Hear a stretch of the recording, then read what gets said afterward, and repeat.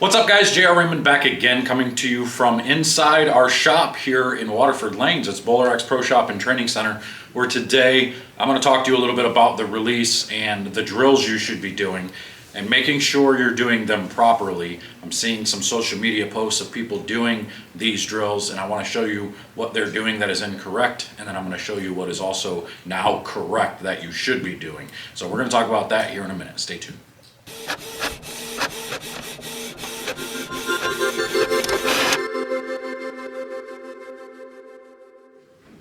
What I'm seeing a lot of people do is when they're standing in position here, and I'm going to throw this into the couch a little bit, is they're keeping their hand just like it is here. They're keeping their wrist firm, they're just swinging it, and then they're rotating their fingers off to the side just like this. Okay? That is incorrect. That is not what I want you to do. I don't want you to have your fingers any higher than below the actual equator of the ball. So the equator of the ball would be the center point, straight across the center of the bowling ball. We want to be below it. Okay, so when we want a firm wrist, we want it to where our fingers are underneath it but firm. We don't have to be cupped, you don't have to be up like this, but firm where your fingers are at least at the equator. Now, then you rotate your fingers inside, and then I want you to actually release the ball from there and rotate through just this way. Okay, now we don't want to be to the top side. Again, let me show you.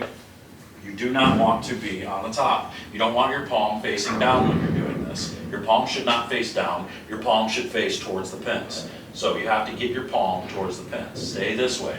And don't break down and go this way at the release. Don't go forward. I want you to stay here, roll through it, and keep your palm towards the pins. We can work on the release. We can work on those things a little bit later with where you then break down and rotate, and you can do the yo-yo. But first I want you to keep your hand in a firm position with your wrist more upright. You don't have to be cupped, but you have to keep it firm where your hand and your palm is facing the pins when you do this.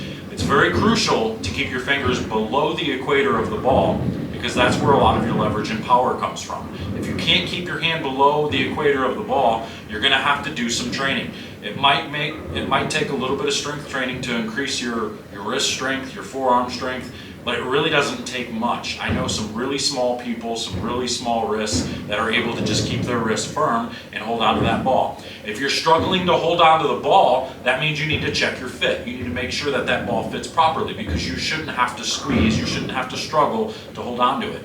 If your wrist is getting sore, that's because you have to squeeze. You have to put pressure inward on the bowling ball too much to keep it on your hand. We don't want that. This is very, very important for you to get better as a bowler. You have to make sure your fit is done properly. So like I told you before, with that testing on if your ball fits you properly, go back and watch that video. That'll show you exactly what you need to do and to test to make sure your ball fits properly. So just to recap, if your ball fits properly, you should have it by your side like this, and you should have to wiggle before that ball would actually fall off. So it would wiggle, and then it would fall off your hand.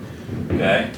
If you want it to come off cleanly, it would be by your side. You would rotate to the forward, get your palm up, and then the ball should just fall right off your hand without you having to wiggle. So just to recap that, remember, these things are very important. You have to get these things done properly, otherwise you're wasting your time practicing on these things. Doing one step and no step drills where your hand's on top of the ball is doing nobody any good. So make sure you fix these issues, okay?